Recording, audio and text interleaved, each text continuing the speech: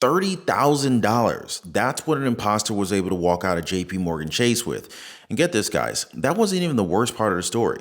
Apparently, JP Morgan Chase is refusing to reimburse the customer even when they've proven that the money was lost due to false identification and an incorrect social security number. Yeah, just a tough luck. Do not pass go. Do not collect your $30,000 reimbursement from JP Morgan Chase. It's been a year since the customer has been fighting this. He initially lost an arbitration case and then sent a letter to Sherrod Brown, who leads the Senate Banking Committee. So Brown says his office is now personally involved in pushing Chase to do the right thing by its customer. And they've also sent a letter to the banks. They've reached out to them just kind of hoping that they're going to be able to come to a resolution, come to the table on this one and actually fix it. Well, at least that's according to Senator Sherrod Brown. Now, according to the victim, Chase has done nothing to help, and they can't get any assistance from the Federal Deposit Insurance Corporation either. Since the FDIC is designed to support depositors in the event of a bank's collapse, technically, the bank didn't collapse, so they really can't help out. They don't really protect anybody due to loss or fraud or theft. Now, this is pretty interesting news. I also heard from somebody recently how Chase Bank filed a debt forgiveness in their name and social security number, and it wasn't even their account. They called them and even went to the branch locally, and they wouldn't speak to them about it because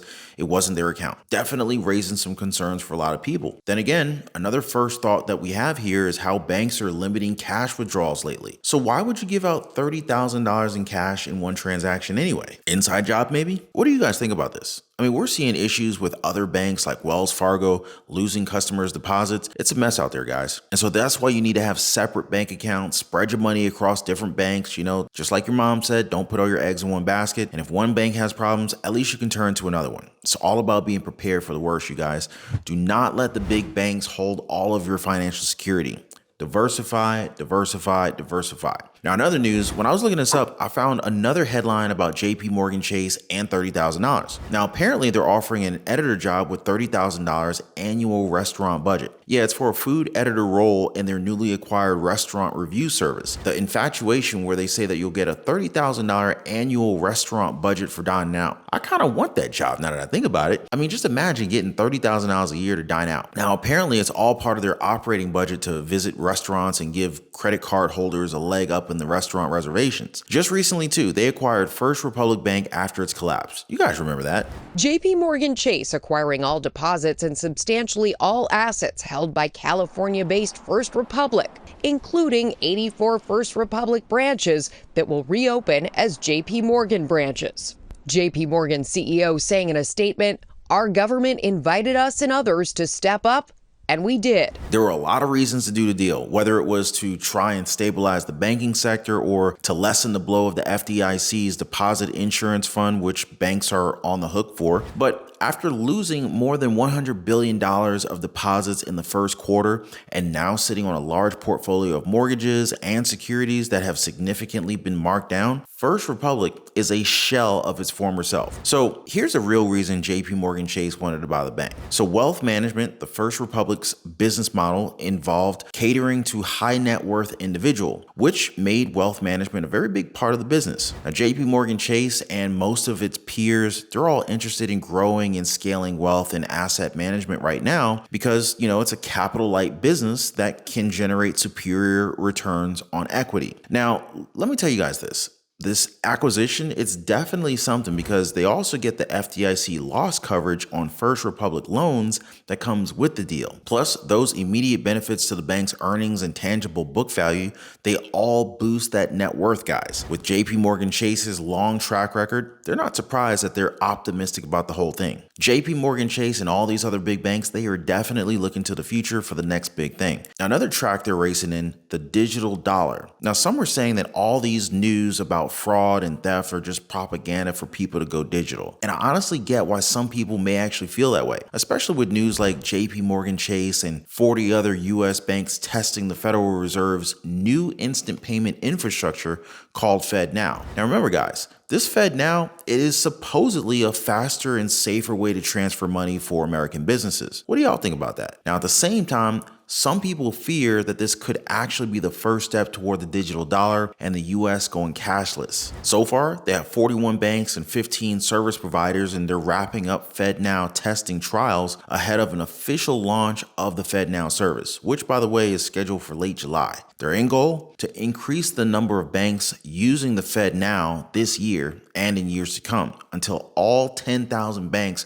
have adopted the technology. I just hope that they put in the proper guardrails in place, you know what I'm saying? I mean, it's not exactly a foolproof system, right? Just last month, the SEC fined JP Morgan Chase $4 million after about 47 million emails belonging to its retail banking group were mistakenly and permanently deleted. The emails dated from January 1st to April 23rd, 2018, and were deleted in June 2019 from about 8,700 mailboxes, including those belonging to as many as 7,500 employees who regularly worked with customers. Now, these weren't just emails about meetings and deadlines. Many of these emails, they were about business records that the largest US bank was required under SEC rules to keep for 3 years. And that's why they couldn't comply in at least 12 civil security related regulatory probes with subpoenas and document requests for communication. Everything was permanently deleted. That's a problem. Look, I'm not a financial advisor, but I'm telling you guys, things are only going to get worse. With the rise of digital currencies and bank stress testing for the future, we can expect more of these incidents to happen. And don't even get me started about how the big banks mismanaged our money during the 2008 financial crisis.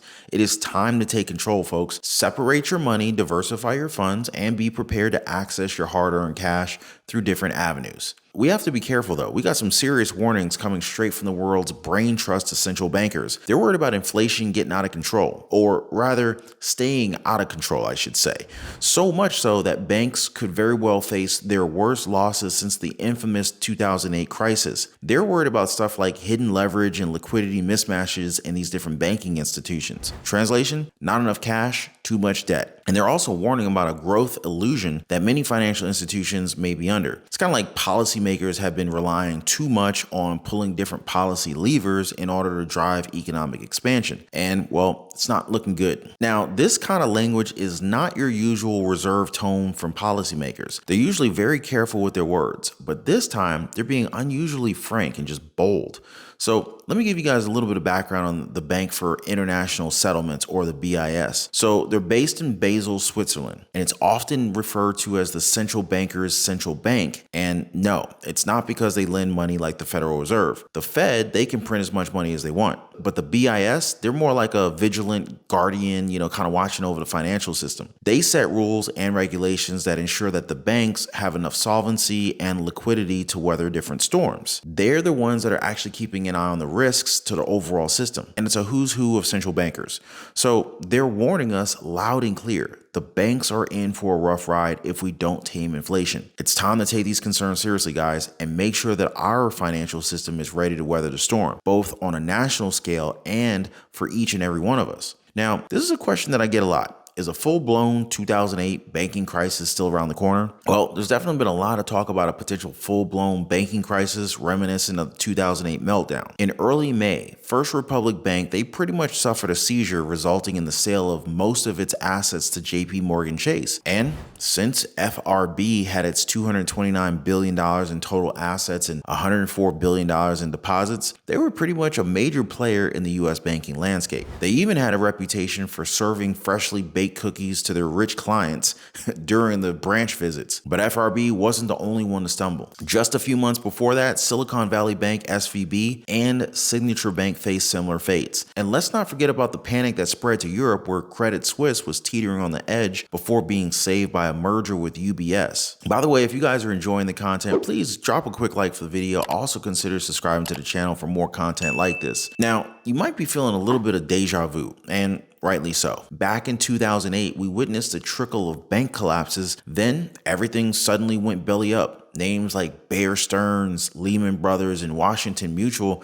they didn't stand a chance. And it was an overall dark time for the banking sector. Even Bank of America was at risk. So naturally, the question on everybody else's mind is whether history is about to repeat itself. Are we heading towards another crisis with dozens of banks at risk? Well, there are definitely some key differences this time around. The root cause, for one, SVB was hit hard by mismanagement of its interest rate risk. They accumulated a large amount of supposedly low-risk, long-dated debt securities, but when the interest rates started rising, they couldn't keep up with the increasing outgoing payments on shorter-term deposits. The values of their bonds, they went on a nosedive, and that ultimately led to a huge loss and a wave of deposit withdrawals. So, bye-bye SVB. Now, if you look at the 2008 financial crisis, the whole thing was fueled by the toxic subprime mortgage debt held by banks. It caused interbank lending to dry up as institutions feared being stuck with all that bad debt. And despite the Fed's efforts to lower interest rates and to boost liquidity, many lenders, they were left without credit and they ultimately collapsed. Fingers crossed that today's banking system is more resilient than it was back in 2008, meaning a stricter regulatory framework and increased responsiveness from regulators. And supposedly, this means that they're better equipped to handle a deteriorating operating environment. And we've already seen regulators stepping in to protect clients and prevent systemic risks. The Federal Deposit Insurance Corporation, also known as the FDIC, covered all of the SVB's deposits, and the Federal Reserve provided liquidity to troubled lenders in exchange for collateral. Now, of course, the only drawback is that, this would all probably affect regular people when those bailout costs start trickling down to our level. But let's not sugarcoat things, guys. There is plenty of blame to go around. Management at failed banks has been called out for mismanagement and inadequate risk oversight. Regulators have also faced criticism in their handling of the crisis. There are valid concerns over the secretive nature of rescue deals and the allocation of taxpayer money. Plus, you got things like social media playing a significant role in spreading information and concerns about bank runs. Technology enables immediate funding withdrawals. Let's not forget about the role of the tech sector's involvement in SVB's collapse. So overall, yeah, there are some similarities to the 2008 crisis, but the good news is it's not an exact replica. The banking system today is a lot more resilient. Regulators are tighter, and the challenges that we face today, they're distinct. But that's not to say that we should be complacent, but it does offer some hope that we can avoid a global crisis of the same magnitude as 2008. So let's stay vigilant, guys. Also, for the very best way to invest in gold or silver, check out the links in the description down below this video. Keep a close eye on developments and demand accountability from both banks and regulators. What do you say, guys?